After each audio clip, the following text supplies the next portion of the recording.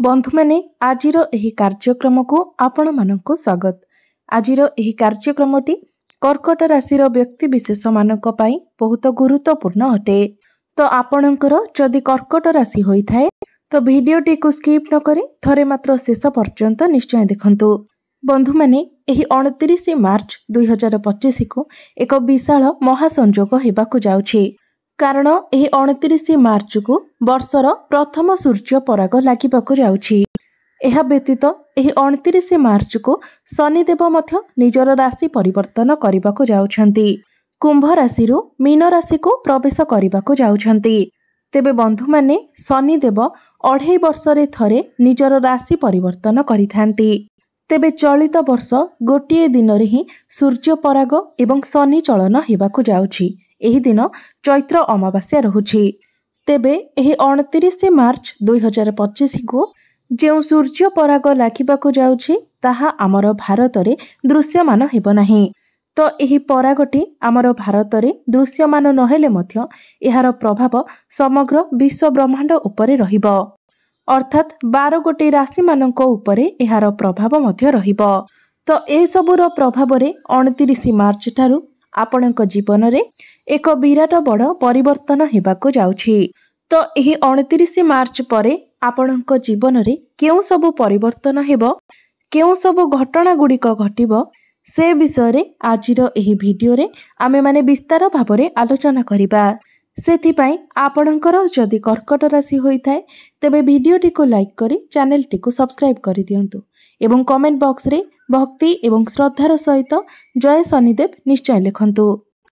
तो शनिदेवंकर एही महापरिवर्तन कर्कट राशि व्यक्ति विशेष मानक जीवन रे केउ भली परिवर्तन आनिबो से विषय रे आजिर एही वीडियो रे आमे माने विस्तार रूप रे आलोचना करिबा। तो कर्कट राशि व्यक्ति विशेष मानक पई आजिर एही वीडियोटी बहुत गुरुत्वपूर्ण अटे। तेबे शनिदेव आपणक राशि रे अष्टम भाव रे विराजमान थिले, जहा फल रे आपणक राशि रे शनि 2.5 मध्य चालुथिला। तेबे 29 मार्च को शनिदेव आपणकर अष्टम भावरु बाहरी आपणकर नवम भाव को प्रवेश करिवे एवं पुणी 2.5 वर्ष पर्यंत आपणकर नवम भाव रे ही रहिबे। एवं जेतेबेले शनिदेव निजर राशि परिवर्तन करिवे तो आपणकर शनि 2.5 मध्य संपूर्ण भाव रे समाप्त होइजिबो। तेबे शनिदेवंकर एही राशि परिवर्तन फल रे आपणक जीवन रे केउ सबु परिवर्तन हेबो एवं शनि 2.5 समाप्त होइजिबा परे आपणको केउ सबु फल प्राप्ति हेबो एवं नवम भाव रे शनिदेव जेउ 2.5 वर्ष पर्यंत गोचर करिवे ता द्वारा आपणक जीवन रे केउ सबु फलाफल प्राप्ति हेबो से विषय रे आमे माने विस्तार भाव रे जानिबा।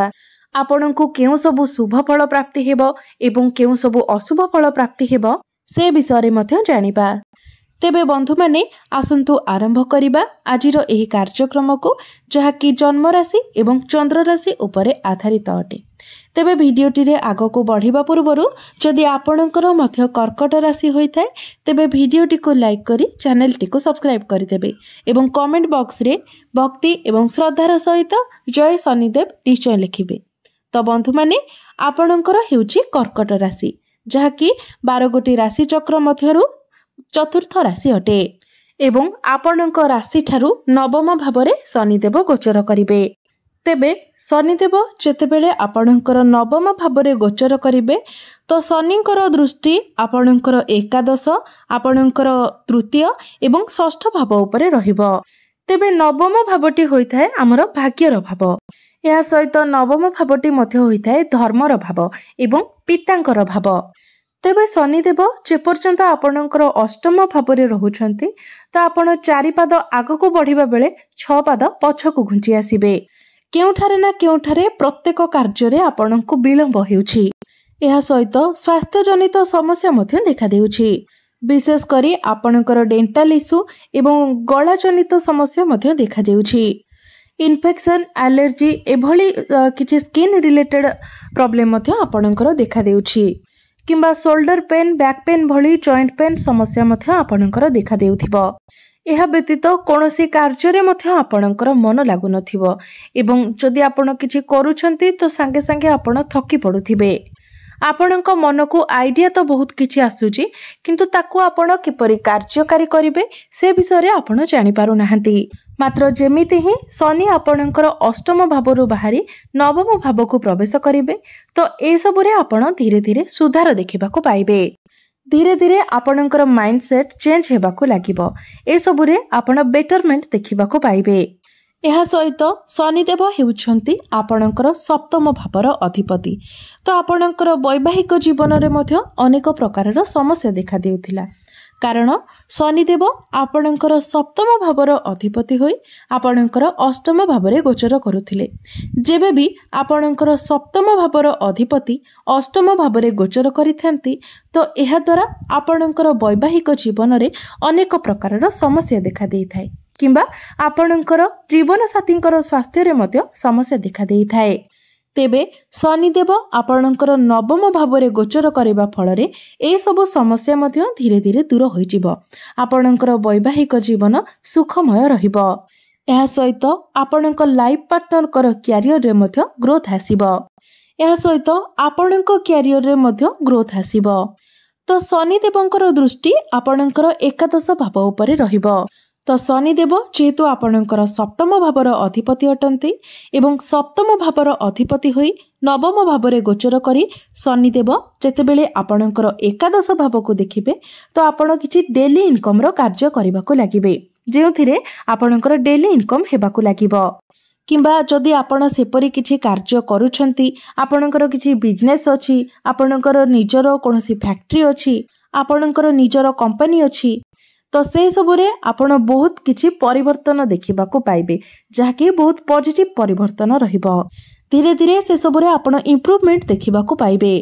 ଶନିଦେବଙ୍କର ଏକାଦଶ ଭାବରେ ଦୃଷ୍ଟି ରହୁଥିବା ହେତୁ ଆପଣଙ୍କର ଡେଲି ଇନକମ୍ ବଢ଼ିବ, ଫାଇନାନ୍ସିଆଲ ଗ୍ରୋଥ ହେବ ଏବଂ ଶନିଙ୍କର ଦୃଷ୍ଟି ଆପଣଙ୍କର ତୃତୀୟ ଭାବ ଉପରେ ମଧ୍ୟ ରହୁଛି, ଯାହାଫଳରେ ଆପଣ ନିଜର ପରିବେଶରେ ଯୁକ୍ତି ତର୍କଠାରୁ ଦୂରେଇ ରୁହନ୍ତୁ।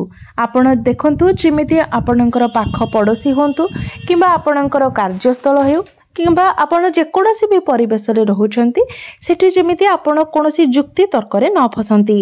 ଏହି ଜିନିଷର ଆପଣଙ୍କୁ ଧ୍ୟାନ ରଖିବାକୁ ହେବ, ଯେମିତି ଆପଣଙ୍କର ସୋସିଆଲ ଆର୍ଗୁମେଣ୍ଟ ନ ହୁଏ। ଏହା ସହିତ ଆପଣଙ୍କର ଛୋଟ ଛୋଟ ଯାତ୍ରା ମଧ୍ୟ ହେବ।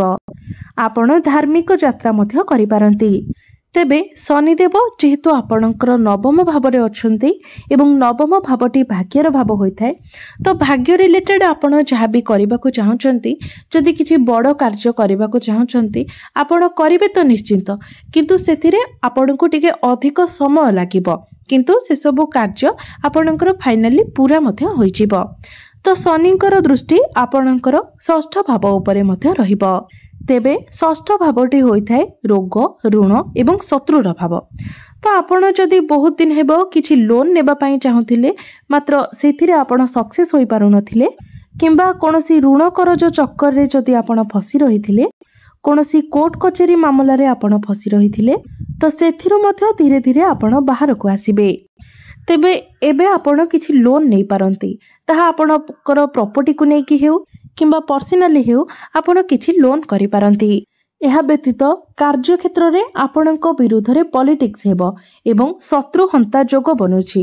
ତ ପଲିଟିକ୍ସ ହେଲେ ମଧ୍ୟ ଶତ୍ରୁମାନେ ଆପଣଙ୍କର କୌଣସି କ୍ଷତି କରିପାରିବେ ନାହିଁ, ତେଣୁ ସେଥିପ୍ରତି ଆପଣ ଧ୍ୟାନ ଦିଅନ୍ତୁ ନାହିଁ ଏବଂ କେବଳ ନିଜର କର୍ମ ଉପରେ ଆପଣ ଫୋକସ୍ କରନ୍ତୁ। ତେବେ ଆପଣ ଯେତେ ପାରିବେ ସବୁ ପ୍ରକାରର ପଲିଟିକ୍ସ ଠାରୁ ଦୂରେଇ ରୁହନ୍ତୁ। ବନ୍ଧୁମାନେ, କ୍ୟାରିୟରରେ ଆପଣଙ୍କର ଗ୍ରୋଥ ହେବ, ଆପଣଙ୍କର କାର୍ଯ୍ୟକ୍ଷେତ୍ରରେ କିଛି ପରିବର୍ତ୍ତନ ମଧ୍ୟ ହେବ ଏବଂ ଆପଣଙ୍କର ଧନ ରୋଜଗାର କରିବାର ଅନେକ ସ୍ରୋତ ମଧ୍ୟ ଖୋଲିଯିବ। ଏହା ସହିତ ଯଦି ଆପଣ ଟ୍ରାଭେଲିଂର କାର୍ଯ୍ୟ କରୁଛନ୍ତି, ଇମ୍ପୋର୍ଟ ଏକ୍ସପୋର୍ଟର କାର୍ଯ୍ୟ କରୁଛନ୍ତି, ଅନଲାଇନ୍ର କାମ କରୁଛନ୍ତି, ମାର୍କେଟିଂର କାମ କରୁଛନ୍ତି କିମ୍ବା ଆପଣ ଇଞ୍ଜିନିୟର ଅଛନ୍ତି, ତ ଏସବୁ କ୍ଷେତ୍ରରେ ଆପଣ କିଛି ନା କିଛି ପରିବର୍ତ୍ତନ ଦେଖିବାକୁ ପାଇବେ ଏବଂ ଯେଉଁମାନେ ୱାର୍କର ଅଛନ୍ତି ସେମାନଙ୍କ ପାଇଁ ମଧ୍ୟ ସମୟ ବହୁତ ଭଲ ରହିବ।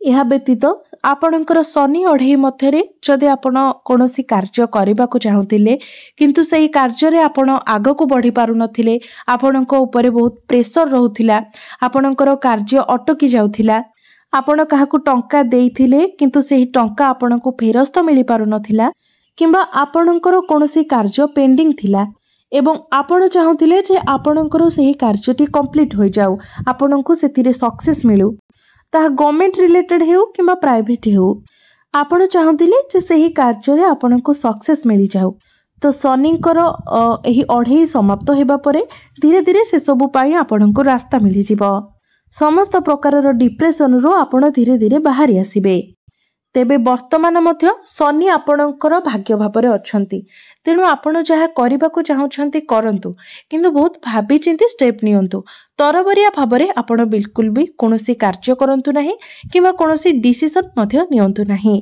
कारण जदि आपण किसी तरबरिया भाव में कार्य करती तो निश्चित भाव में से आपण को क्षतिर सम्मुखीन होगाकू पड़िबो जदि आपण बुझी विचारी धैर्यर सहित कार्य करती तो से आपण को निश्चित भाव में सक्सेस मिलिबो।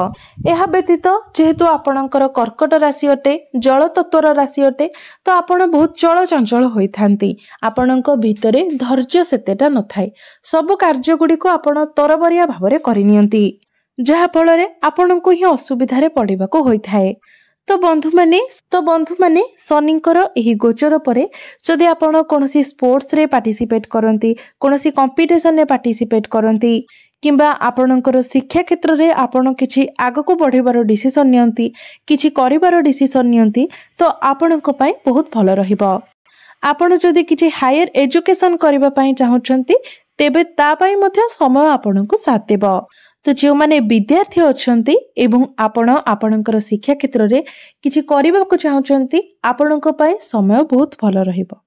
तो बंधु माने एबे आसंतु जानि नेबा किछि प्रतिकार विषय रे जे प्रतिकार गुड़िक करबा द्वारा जहा किछि अशुभत्व रहुछि से सब खंडन होई परिबो एवं आपणको अधिक शुभत्व प्राप्ति होई परिबो। सेति पई प्रत्येक दिन आपण हनुमान चालीसार पाठ करंतु प्रत्येक दिन आपण चंद्रमांकर बीज मंत्र मध्य 108 थर जप करंतु एवं प्रत्येक दिन सकाळु आपण ओम नमः शिवाय मंत्र मध्य 108 थर जप करंतु। एहा व्यतीत आपण प्रत्येक दिन गायत्री मंत्र मध्य 108 थर जप करंतु। निश्चित भाव में आपण को अधिक शुभत्व प्राप्ति हेबो आपणकर भाग्य रे परिवर्तन आसीबो। तेबे बंधु माने आपणकर जीवन मंगलमय हेउ एहा ही ईश्वरंक निकटरे मोर प्रार्थना। धन्यवाद।